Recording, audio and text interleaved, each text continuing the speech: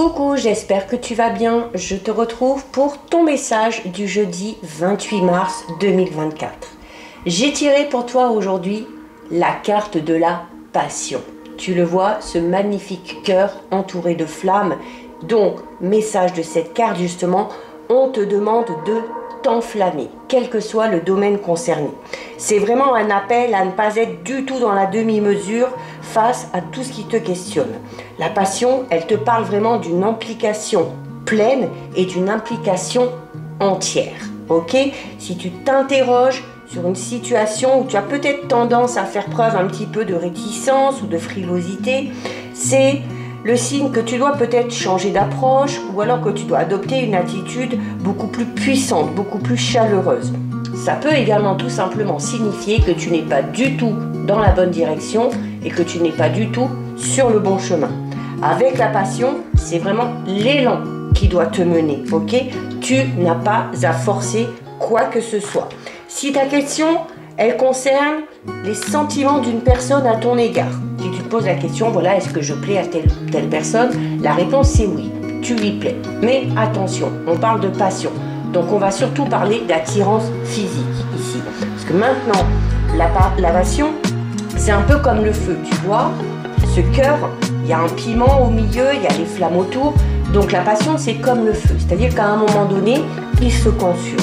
Du coup, si tu espères un petit peu plus de cette relation, ça va être très important de te poser les bonnes questions et de te demander si ces sentiments qui pour l'instant sont passionnels ont vraiment vocation à évoluer vers des sentiments beaucoup plus durables.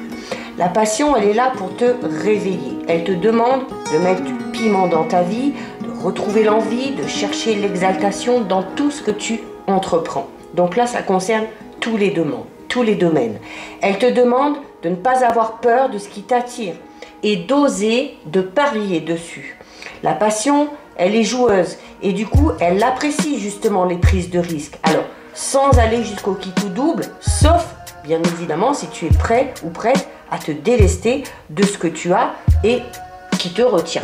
D'accord? Si tu te demandes le chemin que tu dois prendre au niveau professionnel, au niveau de ta carrière, par rapport à ta mission de vie, on te dit avec cette carte que tu dois envisager pour arriver à changer ta vie dans ce domaine-là.